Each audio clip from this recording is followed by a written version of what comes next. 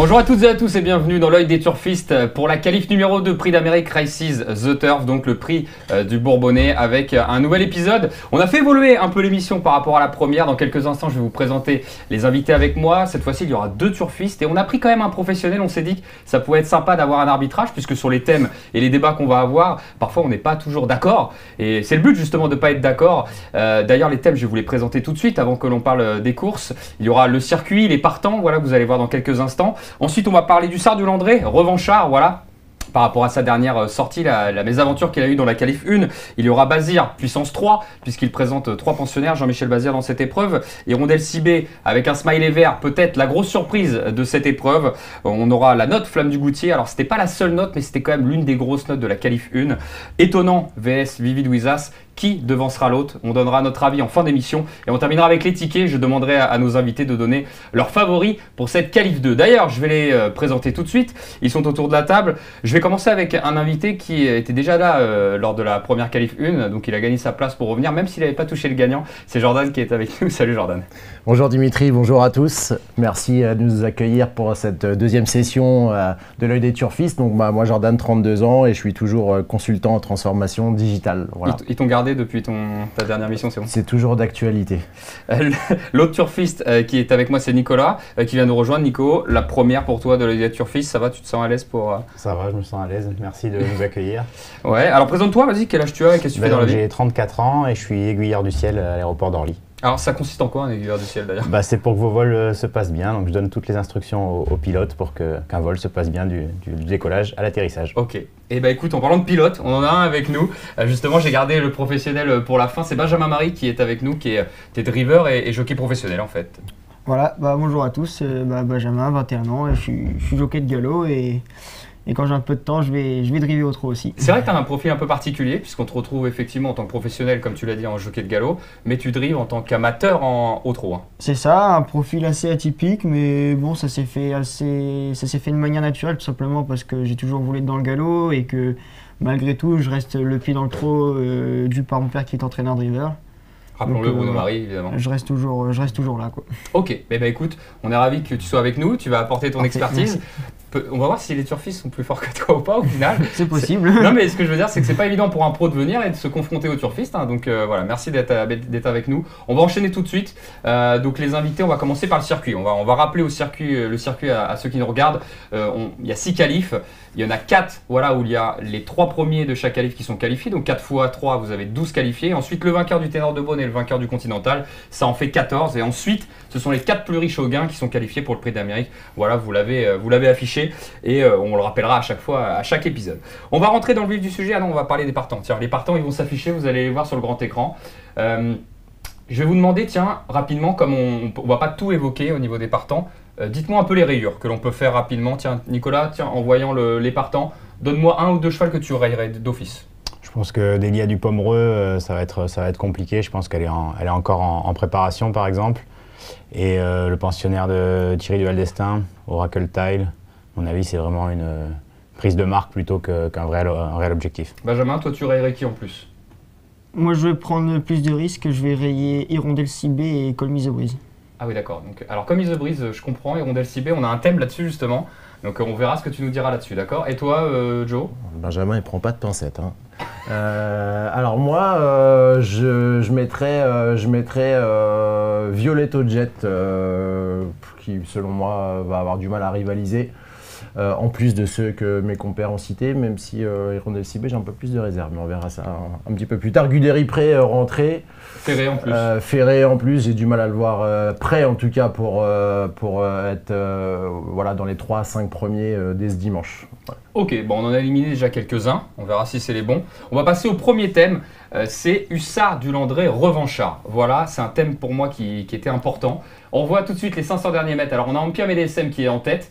Hussard du Landré qui va venir l'attaquer, il pop au fort, bon, qui vient comme un gagnant. Et il va se passer des mésaventures. Joe, toi, c'était un de tes préférés, hein, c'est ça, Hussard de Landré? Oui, je vous avais pas caché ma confiance à son sujet. Il a répondu présent. Je me suis pas trop trompé, je suis plutôt content.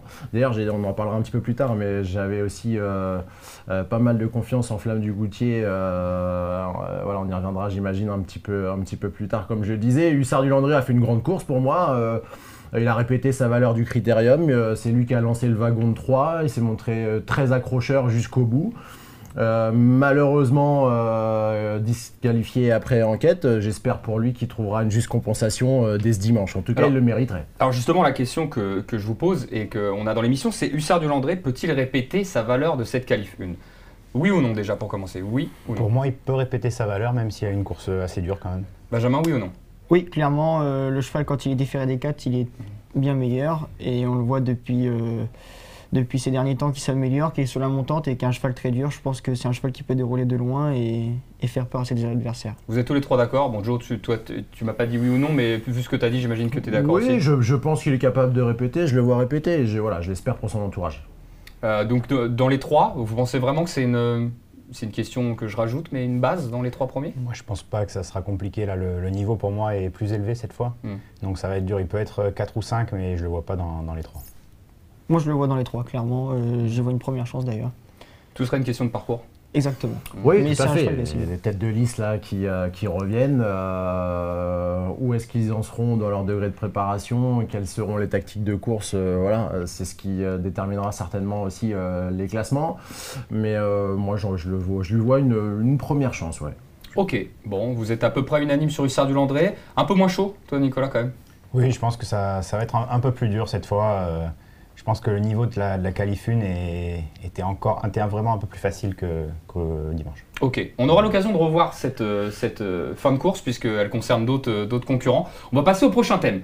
Bazir puissance 3. Jean-Michel Bazir présente 3 concurrents dans cette épreuve, dont un inconnu d'ailleurs, qui sera au départ, hein, c'est Beads, qui nous vient des USA. Il présente donc Beads, il présente Zarenfass et Hookerberry. La question que je vous pose avant que l'on étoffe, sur ces 3 partants, à votre avis, combien Jean-Michel Bazir va en qualifier selon vous, Nicolas? Moi, ça sera au maximum 1, c'est Hookerberry qui peut accrocher une 3e place avec un parcours parfait, mais ça sera le seul pour moi. Alors on va voir les courses de ref après. Tu dirais combien sur les 3? Moi, j'en dirais 1, mais c'est possible qu'il en qualifie 2. Jordan? Oui, je rejoins Nicolas. Pour moi, le seul qualifiable, entre guillemets, serait Hookerberry, parce que je ne sais pas si on va revoir sa fin de course Bien lors sûr qu'on va la revoir. de la qualif 1. Alors, je prends un petit peu les devants, mais Voilà, on la revoit d'ailleurs là. il a été un peu dans tous les mauvais coups, dans les mauvais wagons. En partant, il se retrouve à la corde. Alors on le situe, hein, il a le numéro 16 en rose. Hein. Tout à fait, il se retrouve derrière Hatchetman qui est clairement sur ses fins, le temps de se dégager, devant les chevaux ont fait le trou, et on va voir que de la mi-ligne droite jusqu'au poteau, il refait du terrain, hein, sur les chevaux qu'il domine. Alors il n'a pas de marge, c'est clairement une question de parcours, mais voilà, pour moi c'est le cheval qui a le profil type dans la team Bazir pour se qualifier dimanche. Alors là on le revoit sa fin de course, c'est vrai qu'il finit à la hanche de Ampiam DSM et de Flamme du Goutier. Avant de revenir sur Hookerberry, on va parler de Beads. Beads, il va débuter pour Jean-Michel Bazir.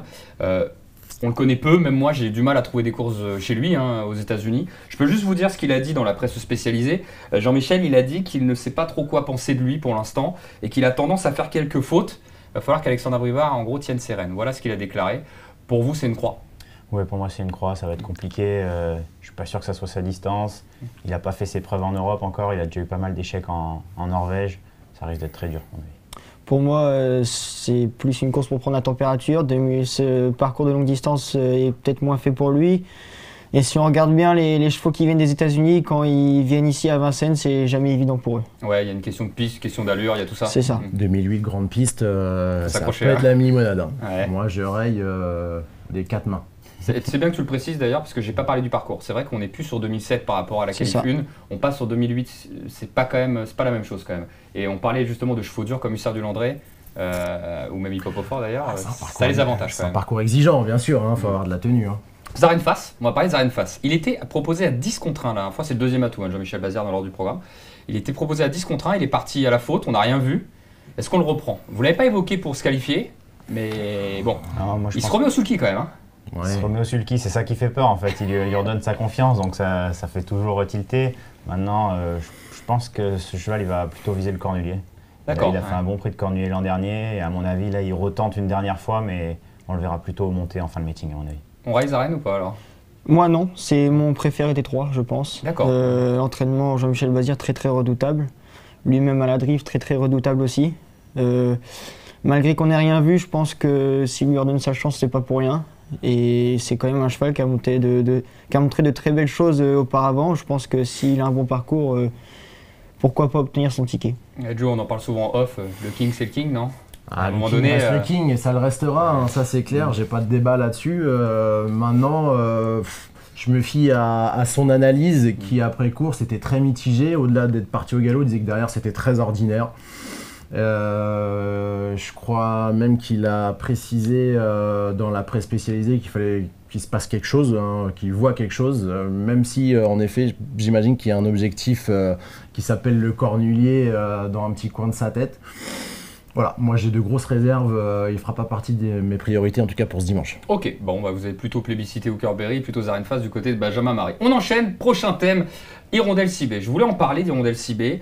Emoji vert, Hirondelle Cibé, est-elle la grosse surprise possible? Juste avant de voir une course de référence, je vous écoute. Pour toi, est-ce que ça peut être la grosse surprise, oui ou non? Alors la marche est haute, là. C'est la première fois face au vieux. Elle vient de gagner à Nantes, mais là la marche est beaucoup plus haute. Pour moi, ça va être très compliqué. Garde-en sous le pied, on va en parler encore après. Oui ou non, Benjamin? Je suis du même avis, tout simplement, malgré que son jeune pilote s'affirme de plus en plus dans ces courses-là, tout ça, ça reste une marche, une grosse marche à monter pour pouvoir obtenir un ticket. Ok, Joe, oui ou non? Ouais, je suis d'accord avec les gars. Là, il y a 4 étages de différence. Alors certes, elle a gagné de ce qu'elle voulait de façon très plaisante la dernière fois à Nantes dans un bon chrono. Maintenant, voilà. Je vais essayer de vous convaincre. Il y a une course de référence qu'on va voir. Très bien, Voilà. je suis ouvert. Excuse-moi, je t'ai coupé. Non, Mais on va je mettre t'en le prie. prix Marcel Laurent. J'ai choisi cette course. Et on va revoir les 500 derniers mètres. Alors ce jour-là, pour essayer de vous convaincre, comme je disais, elle terminait 4e, notamment dans Piamé DSM. Il y avait Onek et Gagné de Banville. Alors Onek et d'ailleurs Hookerberry qu'elle a devancé plusieurs fois. Voilà, notamment il y a 2 ans. Là, on va revoir la ligne droite. On a Gagné de Banville qui est dans le coup, qui est en tête. On a Piamé DSM là, qui vient pour gagner. Et effectivement, Onek en 3e position. Et pour finir, bon, c'est vrai que c'était pas la note, mais on a quand même 3 ogres devant. Gagné de Banville, cheval qui a qualifié à l'Amérique, voilà. Est-ce que ça vous fait changer d'avis, cette épreuve-là? C'était il y a 1 an. Non, moi, ça me fait pas changer d'avis. C'est vrai, je vous êtes dur pense à- que c'est sur 2100 en plus. C'est, je pense, sa meilleure distance. Ouais. Là, sur 2008, plus face au vieux, ça suffira pas à mon avis. Ok. J'ai peur qu'elle manque de rythme encore. Ouais, pareil. Même si elle va arriver avec de la fraîcheur, mais elle va être certainement d'ailleurs sur la montante. Mais en effet, je rejoins mes camarades. Je pense que ça va être, C'est sa ça va 6e être course dur quand même de hein, rivaliser. d'affilée. Là. Oui, mais On après, ne on doit a pas être remis- très loin d'être à 100% quand on même. a remis dans le bain, ferré, gentil. Bon, on attaque les choses sérieuses, mais là, ça paraît un peu trop sérieux. Vous en voulez pas, t'en veux pas, Benjamin. Non, malgré la forme de l'entraîneur et du driver, je pense qu'elle me paraît barrée pour les premières places. Ok, bon, en tout cas, il y a un emoji vert. Peut-être qu'on y croit quand même, hein, du côté de Jean-Michel Baudouin. Prochain thème. On attaque Flamme du Goutier. Là, on commence à rentrer dans les favoris quand même de cette épreuve. Le thème, j'ai mis la note Flamme du Goutier. Et oui, puisque Flamme du Goutier, ça a été une des notes, notamment de la qualif 1. Alors avant de revoir la course, je vous pose la question, juste oui ou non, on débattra après, peut-elle mettre tout le monde d'accord, oui ou non? C'est difficile de dire non. Ok. Oui, je pense. Oui mais. Non, j'étais très chaud moi hein, déjà lors de la qualif 1. Elle a fait voir qu'elle pouvait clairement gagner une épreuve de ce genre, même avant son grand objectif qui reste le Cornulier. Voilà, je pense qu'elle a clairement les capacités pour en effet gagner. J'argumente après mon oui, mais elle a un 400-500 très tranchant. Si Théo, qui s'en sert très bien, arrive à lui donner un parcours pour elle, va falloir courir vite pour je dirais, cadenasser sa pointe de vitesse ultra serrée. Ouais. Bah, on va revoir une 3e fois la course de rêve, puisqu'elle concernait tout à l'heure Hookerberry notamment et Hussard du Landré. On va la revoir les 500 derniers mètres. Cette fois-ci, on se focalise sur Flamme Goutier. Alors, elle est loin, hein. Elle est dernière, c'est qui? C'est Onek qui est devant Italiano Vero. Italiano Vero, pardon, excusez-moi. Oui, c'est Italiano Vero. Elle est juste derrière. Et elle rentre, 6e, entrée de ligne droite. Ouais. Et puis, c'est surtout les malheurs qu'elle va le connaître. Hein. C'est... On plonge à l'intérieur. Là, ça va très vite. Est-ce que le coup de guidon ou pas de Benoît Robin qui l'empêche d'être 3 bon. Voilà. Ça l'empêche en tout cas d'être 4, ça c'est sûr. 3, je sais pas. Donc, gagnant, lauréat en puissance. Lauréat, ça va être, à mon avis, ça va être quand même être compliqué parce que c'est pas son objectif. Je pense que c'est son année. Thierry Duval d'Estaing, il doit penser au Cornulier voir à l'Amérique. L'an dernier, elle fait quand même 4e de l'Amérique, donc pourquoi pas le doubler cette année. Donc est-ce que si elle doit sortir au 1000, il va le faire ou il va pas prendre de risques? Je suis pas convaincu de ça, donc je pense qu'il va encore courir propre sans lui faire mal. Donc pourquoi pas finir très vite, mais de là à gagner, je suis pas sûr. Je rappelle qu'elle n'est pas D4, Benjamin, tu étais assez chaud, mais elle n'est pas encore D4. Elle est quand même. plaquée antérieure, déférée des postérieurs comme la dernière fois. Vous aviez des gros doutes la dernière fois. Pas comme la dernière fois. J'avais essayé de vous Si, comme la dernière fois. Si, comme la Même dernière ferrure que la dernière fois, Ouais, justement. On a l'impression qu'effectivement, c'est un peu moins bien quand elle n'est pas D4. T'en penses quoi, Benjamin? Bah, moins bien, si on regarde sa dernière course, c'est bon. difficile de dire moins bien quand même. Moi, j'y vois une très bonne chance. Je pense qu'ils vont pas la driver trop offensif parce qu'elle a un hiver chargé qui l'attend. Mais malgré tout, c'est une jument de classe. Elle a dû monter sur sa dernière course et je la vois vraiment dans les 3 premiers. Voilà, gagner, c'est difficile à dire parce que c'est une course très ouverte, mais elle a vraiment une très bonne carte à jouer. Ouais, elle va pas faire trop fort, mais Ouais. faut la garder. Bon, en tout cas, elle va être face à 2 gros adversaires. Je les ai gardés à la fin pour le thème final. C'est Étonnant vs Vivid Wizas qui seront les favoris avec Flamme du Goutier peut-être. Alors on peut jamais prévoir le beating, mais quand même on doit pas être loin de ça. La question, je vous la pose. Étonnant vs Vivid Wizas, qui devancera l'autre? Voilà, qui sera devant l'autre? Étonnant, Vivid Wizas. Moi, Vivid plutôt. Vivid devant Étonnant. Étonnant. Étonnant devant Vivid. Étonnant aussi. Donc on a 2 étonnants et un Vivid. On va avoir des courses quand même de référence qui vont pouvoir nous aider. On va regarder Étonnant, puisque c'est le tenant du titre Étonnant, hein, faut pas oublier ça. On a peut-être tendance à l'oublier parfois parce que là on l'a moins vu à Vincennes ces derniers temps. Et c'était face à qui? Face à FaceTime Bourbon, voilà, qui n'est plus en compétition malheureusement pour nous. Mais voilà, un Étonnant qui, lors de la qualif 2, entrée de ligne droite, va chercher FaceTime Bourbon. Bon, c'était quand même une sensation ce jour-là. Ça a été quelque chose. Ouais, c'est clair. Quand C'est on voit clair. les images, Sa dureté, son courage, voilà, est venu chercher le mythique champion FaceTime Bourbon. Enfin, champion qu'il est tout autant d'ailleurs, Étonnant. Mais Richard Westering va pas faire le tour dimanche. Hein. on va voir une autre course de référence avant de continuer le débat. Cette fois-ci, on va parler de Vivid Wizas. Alors, il a un profil un peu différent, Vivid. On va regarder surtout la dernière fois qu'il s'est imposé donc, en France, c'était à Cagnes-sur-Mer. Et c'était notamment dans une belle épreuve, c'était le Grand Prix des Alpes-Maritimes. Et il battait qui? Il battait Étonnant. C'était pas la même distance, hein, c'était sur le mile. Mais quand même, il a fait le tour et il a réussi à gagner dans cette épreuve. Alors évidemment, comme je le disais, c'est pas la même distance, c'est pas la même chose, on n'est pas dans la même saison aussi. Mais ils se sont déjà rencontrés et Vivid Wizas, c'est quand même un spécialiste du mile. Toi, t'étais pour qui? Plutôt Vivid? Plutôt Vivid. C'est vrai qu'ils se sont rencontrés, je crois, 4 ou 5 fois cette année. Ils font 1-2, à chaque fois, c'est l'un, c'est l'autre. Là, moi, ce qui m'interpelle, c'est que Vivid, il court jamais sur longue distance, des ferrés des 4, à part au Prix d'Amérique. Donc si là, il remet le dimanche, je pense que c'est vraiment qu'il a des ambitions. Et cette année, à mon avis, il peut même gagner l'Amérique. Sachant quand même, je dois préciser, même si on ne l'a pas en avant, je pense que Vivid est qualifié au niveau des gains. Parce qu'il est largement le plus riche, déjà, je pense, des chevaux français, enfin parmi les chevaux français, il est le plus riche. Donc il n'a pas besoin de le faire rentrer dans les 3. Non, bien sûr qu'il est qualifié. Maintenant, pourquoi le faire courir sur longue distance, des 4? Prendre la température, peut-être? Je sais pas. Moi, c'est. Reprendre la Je température? pense qu'il peut gagner des dimanches, même si Étonnant sera en mode compétition aussi, et ça sera très serré comme d'habitude, hein, mais je vois plutôt Vivid. En parlant de ferrure, Étonnant sera ferré, Benjamin, ça t'embête pas? Non, je pense que l'entourage sait ce qu'ils font. Le cheval a une très bonne chance. On se souvient bien, ce jour-là, à Cagnes-sur-Mer, il a joué un petit peu de malchance un peu.